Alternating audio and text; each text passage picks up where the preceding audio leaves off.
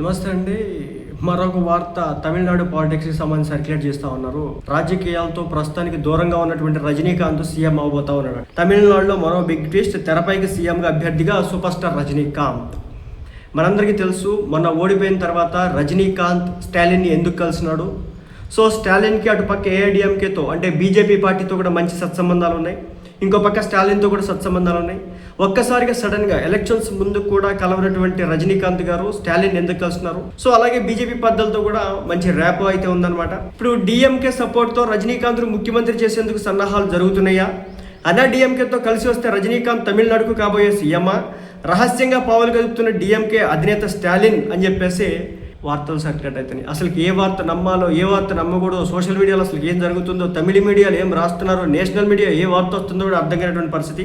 Rajinikanth CM అయితే రాష్ట్రంలో అల్లర్లు ఉండవని చెప్పేసి అంచనా. ఎందుకంటే డిఎంకేతో కాదు ఏఐడిఎంకే, ఈ రెండు పార్టీలు పొత్తు పెట్టుకుని వెళ్తే కనుక కింద ఉన్నటువంటి క్యాడర్ అంతా కూడా నాయకులంతా బాగున్నారు, వీళ్ళంతా కూడా హ్యాపీగా పండుగ చేసుకున్నారు, అధికారాన్ని షేర్ చేసుకుంటారు. కానీ కింద ఉన్నటువంటి క్యాడర్ గలవరు. జనసేన టీడీపీ పార్టీ నాయకత్వం కలిస్తేనే కింద ఉన్నటువంటి క్యాడర్ కలవడానికి చాలా ఇబ్బంది అయితే ఉంది. అలాంటిది చంద్రబాబు నాయుడు గారు, జగన్ గారు కలిసి వెళ్తే కనుక కింద ఉన్నటువంటి క్యాడర్ కలుస్తారా? అదే అనమాట పరిస్థితి. సో పళనిస్వామికి స్పీకర్గా ఎన్నుకునే అవకాశం అయితే కనిపిస్తూ ఉంది. మొన్న స్టాలిన్ ఇంటికి రజనీకాంత్ వెళ్ళారు. నేను రజనీకాంత్ ఇంటికి డిఎంకే సీనియర్ నేత వేలు వెళ్ళారు. నేడు మళ్ళీ రజనీకాంత్ను కలవబోతున్నటువంటి ఇరు పార్టీ నేతలు.